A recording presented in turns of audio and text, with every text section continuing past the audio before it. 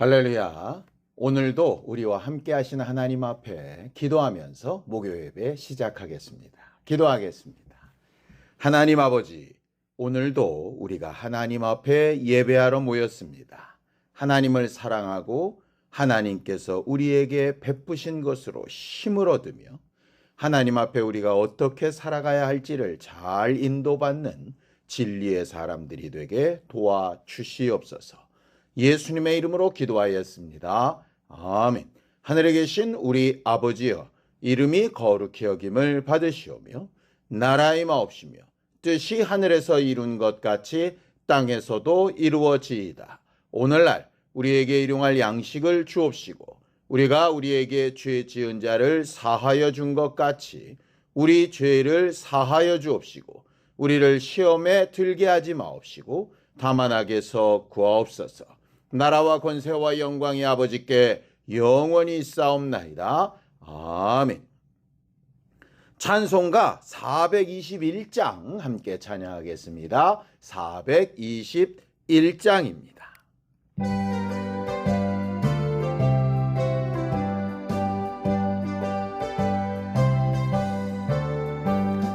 내가 예수 믿고서 죄 사함 받아 나의 모든 것 다 변했네.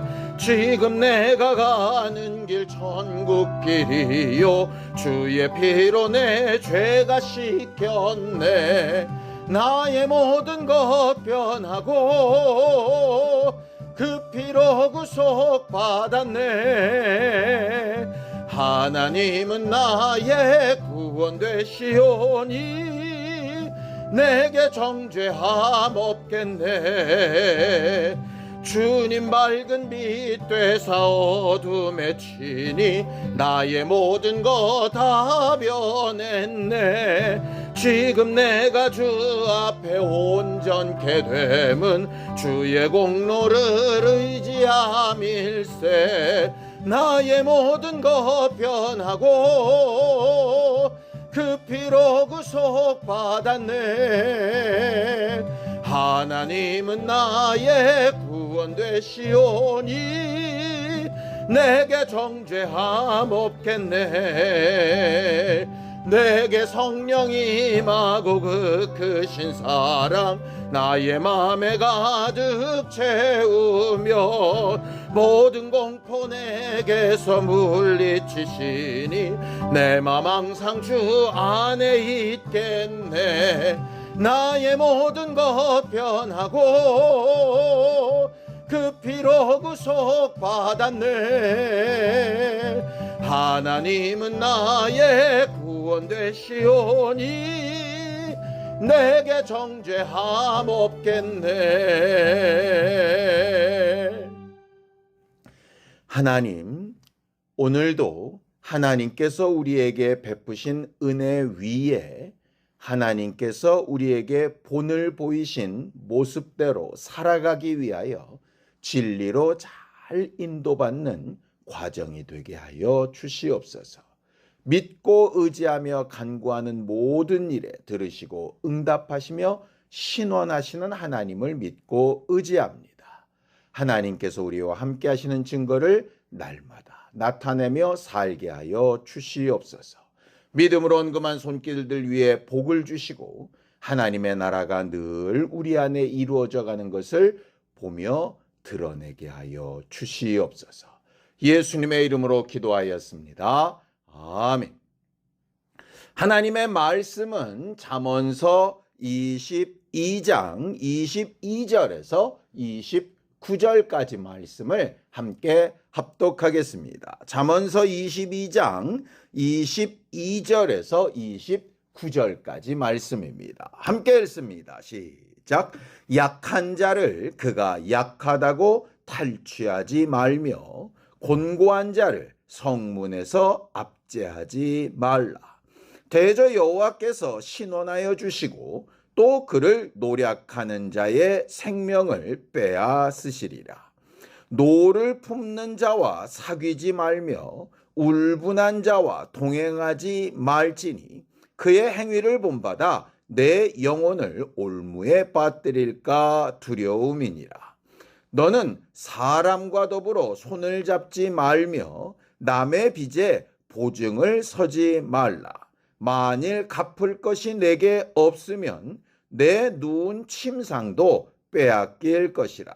내가 어찌 그리하겠느냐. 내 선조가 세운 옛 지계석을 옮기지 말지니라. 내가 자기의 일에 능숙한 사람을 보았느냐. 이러한 사람은 왕 앞에 설 것이요 천한 자 앞에 서지 아니하리라.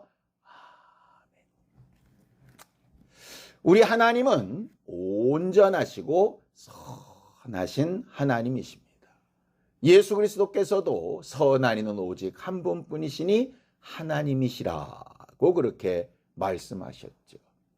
우리는 온전하지도 못하고 선하지도 못하기 때문에 태어나면서부터 죄인된 우리가 선하신 하나님과 함께 할 수 있는 유일한 방법은 예수 그리스도를 통한 은혜를 받아서 구원을 얻는 것입니다. 그리고 그 구원 얻은 사람들이 주님 앞에 서게 되는 날까지 날마다 진리로 인도받아서 하나님의 선하시고 온전하신 성품에 닮아가야 하는 것이 교회의 모습입니다. 성경을 좀 보죠. 마태복음 11장 29절에서 30절입니다. 함께 읽습니다. 시작. 나는 마음이 온유하고 겸손하니 나의 멍에를 메고 내게 배우라. 그리하면 너희 마음이 쉼을 얻으리니 이는 내 멍에는 쉽고 내 짐은 가벼움이라 하시니라고 이렇게 되어져 있죠. 예수께서 그의 제자들에게 나를 좀 본받으라 라고 이렇게 말씀하신 것입니다. 우리가 신앙생활하면서 가끔 오해하는 것이 있습니다. 그게 뭐냐 하면 예수 그리스도의 일방적인 은혜로 우리가 구원을 받다 보니, 또 반대로 얘기하면 우리의 선행이나 우리의 마음의 생각이나 이런 것으로 구원받을 수 없는 것을 너무 잘 알다 보니 구원받은 우리는 더 이상 의롭고 선하게 윤리적으로 도덕적으로 살 필요가 없는 것처럼 착각할 때가 간혹 있습니다. 때로는 어떤 잘못이나 어떤 문제를 저질러도 마치 죄가 아닌 것처럼 면죄부를 받은 것처럼 그렇게 착각하며 사는 때도 있습니다. 그러나 성경은 그렇게 말하고 있지 않지요. 누가복음 12장 48절입니다. 함께 읽죠. 시작. 알지 못하고 맞을 일을 행한 종은 적게 맞으리라. 무릇 많이 받은 자에게는 많이 요구할 것이요 많이 맡은 자에게는 많이 달라 할 것이니라 라고 이렇게 되어져 있죠.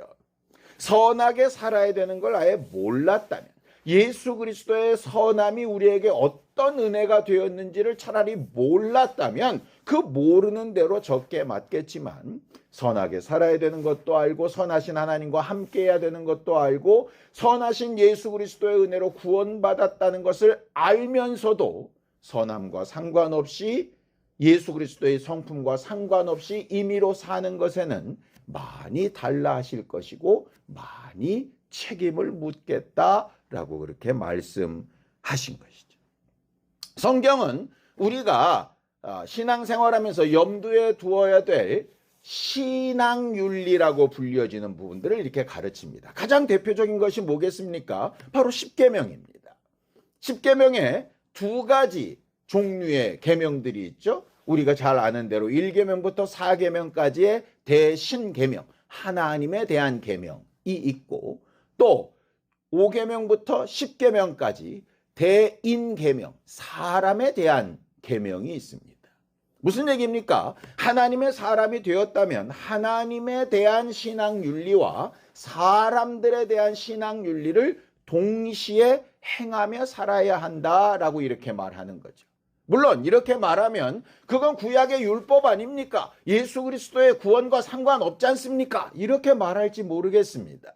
근데 예수께서 우리에게 은혜와 구원을 이야기하시면서 또 그의 제자들에게 가르치셨던 복음의 생활 윤리가 있는데 그 대표적인 예가 뭐냐 하면 가장 큰 계명에 대하여 가르치신 것입니다. 마태복음 22장 37절에서 40절입니다. 함께 읽죠. 시작. 예수께서 이르시되 내 마음을 다하고 목숨을 다하고 뜻을 다하여 주 너의 하나님을 사랑하라 하셨으니 이것이 크고 첫째 되는 계명이요 둘째도 그와 같으니 내 이웃을 내 자신같이 사랑하라 하셨으니 이 두 계명이 온 율법과 선지자의 강령이니라 라고 이렇게 말씀하고 있죠. 이렇게 말씀하신 예수가 또 하나의 신앙윤리를 말씀하신 게 있습니다. 그걸 흔히 우리가 황금률이라고 부르는 것이죠. 마태복음 7장 12절입니다. 함께 읽죠. 그러므로 누구든지 남에게 대접을 받고자 하는 대로 너희도 남을 대접하라. 이것이 율법이요 선지자니라 라고 이렇게 말씀하십니다. 예수께서 말씀하신 가장 큰 계명과 황금률이라고 불려지는 그 말씀의 공통점이 발견되십니까? 바로 율법과 선지자가 말한 것이 이것이다 이 말입니다. 결국 그 율법과 선지자의 가장 기준이 되는 게 십계명 아니었습니까? 결국 십계명부터 예수 그리스도의 복음에 이르기까지 신앙 윤리는 같다는 얘기입니다. 그럼 현재 우리에게 적용되어야 될 말씀은 뭘까요? 지금 우리 안에 들어오셔서 진리를 가르치시고 생각나게 하시는 것은 성령님이십니다. 그 성령님이 우리에게 가르치시는 것은 하나님의 깊으신 것이고 또 예수께서 하셨던 일입니다. 하나님의 깊으신 기준이 십계명에 녹아져 있고 예수께서 하신 그 모든 공생의 삶이 예수의 계명 안에 녹아져 있는 것을 보면 결국 십계명에서부터 예수 그리스도의 복음과 성령이 가르치시는 신앙 윤리는 동일하다라고 하는 결론에 이르게 됩니다. 우리가 선하고 온전하고 살 수 없기 때문에 당연히 예수 그리스도의 은혜를 통한 구원이 필요한 건 맞지만 그렇게 은혜를 통하여 구원을 받았다면 예수께서 말씀하시고 하나님이 말씀하시고 성령이 깨닫게 하시는 그 신앙 윤리가 현재 우리에게도 동일하게 적용되어야 한다라는 사실을 잊지 말아야 합니다. 오늘 본문에도 우리가 살아가는 동안에 계속 염두에 둬야 될 신앙 윤리를 몇 가지 정리해서 말하고 있습니다. 잠언서 22장 22절에서 23절입니다. 함께 읽죠. 약한 자를 그가 약하다고 탈취하지 말며 곤고한 자를 성문에서 압제하지 말라. 대저 여호와께서 신원하여 주시고 또 그를 노략하는 자의 생명을 빼앗으시리라 라고 이렇게 말씀하시죠. 하나님의 기본적인 신앙 윤리는 우리가 약하고 연약했기 때문에 예수께서 우리를 구원하시고 도우시고 후원하신 것 아니었습니까? 구약의 율법에도 고아와 과부를 돌아보라 하셨고 이방인을 압제하지 말라고 말씀하셨지요. 또 초대교회에 보면 초대교회가 가장 많이 염두에 두었던 신앙 내용이 뭐였습니까? 가난한 자들을 구제하는 것이었습니다. 결국 연약한 자들을 압제하지 말고 연약한 자들을 도우며 후원하며 살리는 일을 하는 것. 그게 신앙윤리의 첫 번째라고 가르치는 겁니다. 이 세상은 연약한 사람은 밝고 힘있고 능력 있는 사람에게 빌붙어서 살려고 하는 것이 세상의 지혜라고 가르칩니다. 그러나 하나님이 보시는 것은 그 연약하고 부족한 자들이 어떻게 하나님 앞에 외치는가 하는 것을 들으시고 신원하시는 분이라고 이렇게 말하고 있습니다.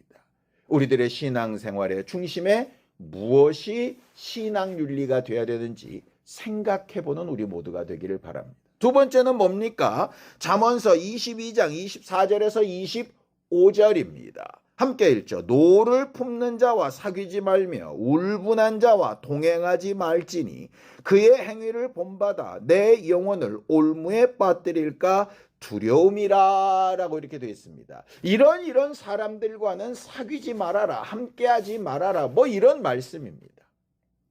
신약에도 보면 믿지 않는 자와 멍에를 같이 하지 말라라고 하는 말씀이 있습니다. 그래서 간혹 믿지 않는 사람들과 교제하지 맙시다, 사업하지 맙시다, 결혼하지 맙시다 이렇게 이야기를 하게 되지요. 그런데 성경은 또 이런 말씀도 있습니다. 고린도전서 5장 10절입니다. 함께 읽죠. 이 말은 이 세상에 음행하는 자들이나 탐하는 자들이나 속여 빼앗는 자들이나 우상 숭배하는 자들을 도무지 사귀지 말라 하는 것이 아니니 만일 그리하려면 너희가 세상 밖으로 나가야 할 것이라 라고 이렇게 되어져 있죠. 그럼 이거 해석을 어떻게 해야 됩니까? 노하는 자와 분노하는 자와 사귀지 말라 하시고 믿지 않는 자와 멍에를 같이 하지 말라 하시니까 그런 것들 다 제하고 나면 이 세상에 살 수 없다 이렇게 얘기하시면 어느 쪽을 선택하라는 거죠. 그래서 말씀을 읽을 때 잘 읽을 필요가 있습니다. 단순하게 이런 사람들과는 사귀지 말아라 사귀어라 이게 중요한 게 아니라 왜 그렇게 하지 말라고 하셨는지 이유가 중요합니다. 아까 잠언서 말씀에 뭐라고 되어 있습니까? 분노하는 자나 그렇게 노하는 자들과 사귀지 말아야 하는 이유는 그들의 분노나 잘못된 것이 내게 영향을 미쳐서 너도 본받을까 두렵다 이랬잖아요. 그럼 거꾸로 바꾸면 어떻게 됩니까? 그런 사람들에게 영향을 받는 게 아니라 선한 영향력을 끼칠 수만 있다면 그들과 함께해도 괜찮다라는 말이 되는 거죠. 구약의 율법은 죄 짓고 저주받은 사람의 죄와 저주가 나한테 전염될까 봐 죽이기도 하고 배척하기도 하고 쫓아내기도 하는 것이었습니다. 왜요? 우리가 능력이 없고 힘이 없고 감당할 만한 환경이 되지 못하기 때문이었죠. 근데 예수가 오셔서 하신 일은 뭡니까? 죄인들과 먹고 마시며 병자들에게 손을 얹고 그래서 율법학자들이 이해를 못했던 것 아니었습니까? 도리어 예수로부터 나왔던 생명이 풍성해서 그들을 고치고 회복시켰던 것을 우리가 알고 있지 않습니까? 결국 우리에게 요구하시는 것은 이것을 해야 되냐 말아야 되냐를 따지는 것이 아니라 그거를 왜 하지 말라고 하셨는지 왜 하라고 하셨는지 이유를 알고 그 이유에 맞출 수 있는가 하는 것이죠.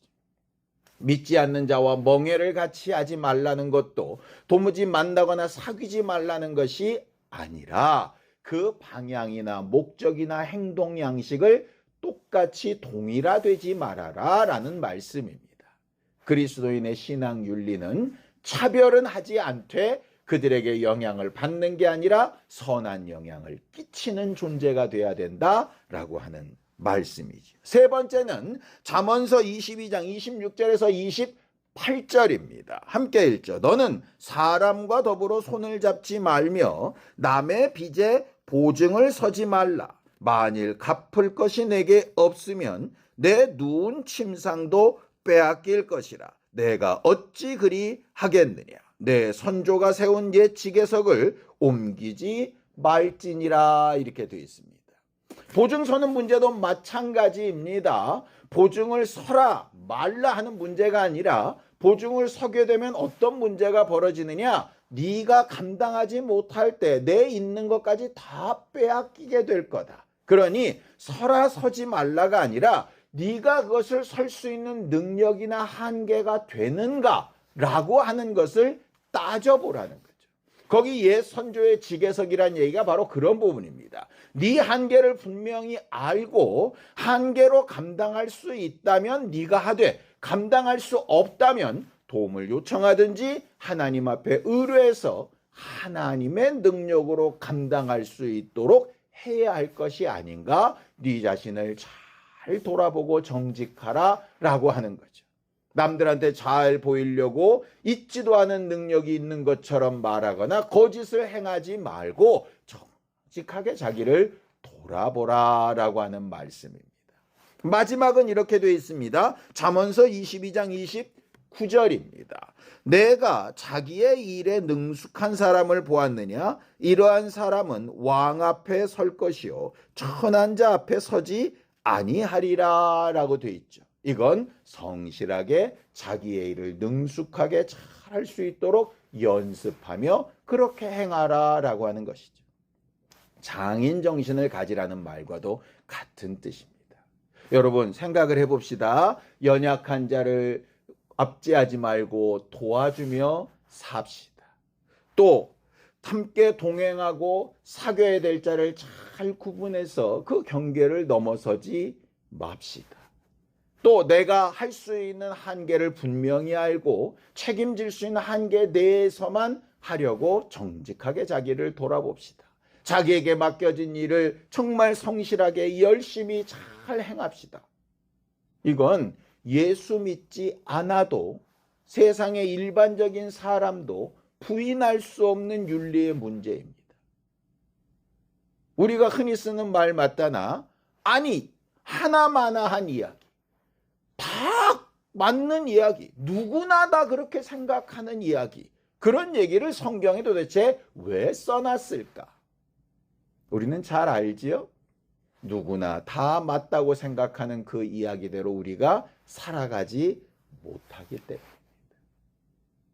살아가지 못하는 걸 당연한 것처럼 그거를 마치 은혜라는 것으로 적당히 덮어도 괜찮은 것처럼 우리는 그렇게 살아도 다 해결받고 아무 문제가 없는 사람처럼 그렇게 살지 말고 하나님 앞에 받은 은혜와 하나님께서 우리에게 베푸신 구원을 분명히 기초로 하되 당연히 해야 될 누구나 아는 그런 모습을 감당하고 행동하고 다른 일반적인 사람들보다 더 민감하게 반응하고 회개도 하고 그렇게 해서 하나님 앞에도 인정을 받고 사람들에게도 인정을 받는 그런 교회가 되어져 가야 하지 않을까라고 그렇게 말씀하고 있는 것이죠. 우리가 하늘 가는 여정을 살아가는 동안에 하나님께서 우리를 하나님 앞에 세우실 그때에 하나님께도 칭찬을 얻고 우리와 함께 했던 사람들에게도 마치 고넬료의 가정처럼 보증을 받을 수 있는 신령한 우리 모두가 되기를 예수님의 이름으로 축원합니다. 함께 기도하겠습니다.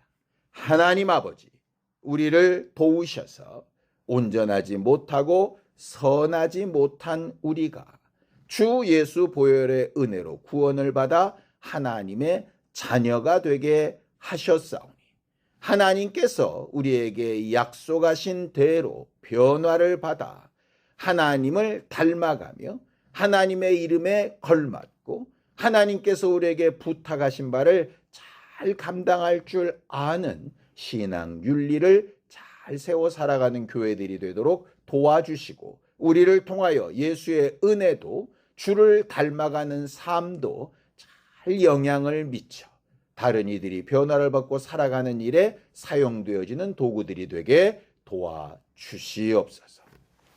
이제는 우리 주 예수 그리스도의 은혜와 하나님 아버지의 극진하신 사랑과 성령님의 감동하시고 함께 하시는 분명한 증거가 하나님이 가르치신 대로 신앙 윤리를 잘 세워 행동하며 살려고 하는 우리 모두 위에 이제부터 영원까지 함께 있을지어다. 아멘.